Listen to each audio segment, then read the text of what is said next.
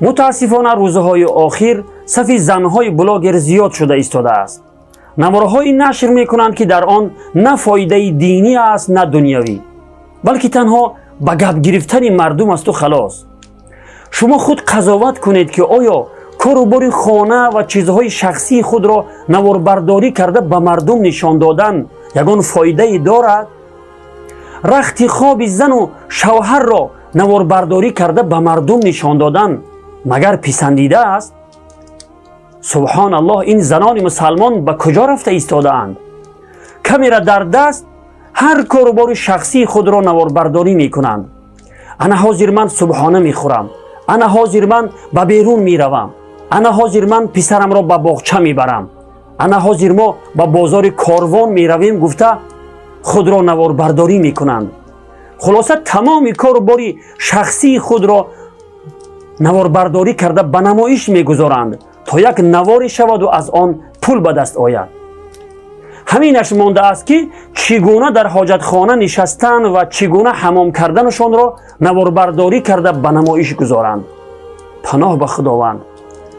با لباسهای جذاب و به حجاب خود را به نمایش می گذارند که در نتیجه مردان بلهوس چشمچران برایشان در کامنتری ها سخنان فحش و شهوت انگیز می نویسند.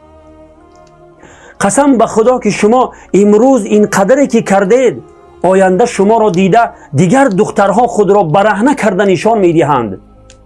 چطوری که الکی بعضی دخترهای تاجیک چنین کرده ایستاده اند. ولی شما فراموش نکنید که به قدر گناهان آنها شما هم گناه می گیرید و در گناه آنها شما هم شریک می شوید. چون که سببگار آن همه بی حیایی ها شما بوده اید و شما این کار را آغاز کرده اید. از همه بدترش آن است که بعضی آنها قصه ها و سرگذشته های خودبافته و دروغین ثبت کرده نشر می کنند. براستی گویم پورنوراسکاز نقل می کنند. پناه به خداوند. برای جالب شدن نوار، نام نوار را چنین می گذارند که از آن بوی فتنه می آید. بینگرید که چی می نویسند. دختر شب و روز در آغوشم بود، جورم بزنی گرفتش. شوهرم کلین خانه منو تجاوز کرد. رئیس منو در 16 سالگی تجاوز کرد. العیاذ بالله. بزمی چنین نامگذاری های حرام در روی نوارهایشان رسمهای مبتذل و بی‌حیایی میگذارند. به خاطر 2 تنگه پول یوتیوب این زنهای مسلمان به چه کارهایی دست میزنند و آخرت خود را برباد میدهند. خدایا زنان مسلمان را شرم و حیا عطا فرما. مراجعت من به زنان بلاگر این است که با این کارتان شما را پیامبر خدا صلی الله علیه و سلم بدترین زنان گفته است. آیا این را میدانید؟ خوب گوش اندازید که پیامبر خدا صلی الله علیه و سلم برای شما چی میفرماید. در روایت امام بیهقی آمده است که پیامبر خدا صلی الله علیه و سلم فرمودند و بدترین زنان شما کسانی هستند که خود را به نمایش میگذارند و خودپسند و متکبر هستند و اینها مثل منافق هستند که از آنها داخل جنت نمی شود مگر عدد خیلی اندک. روایت بیهقی. خواهری که به بلاگری مشغول هستی، این صفات هایی که پیامبر خدا صلی الله علیه و سلم بیان فرموده اند 100% در شما وجود دارد. آیا شما خود را به نمایش نگذاشته اید؟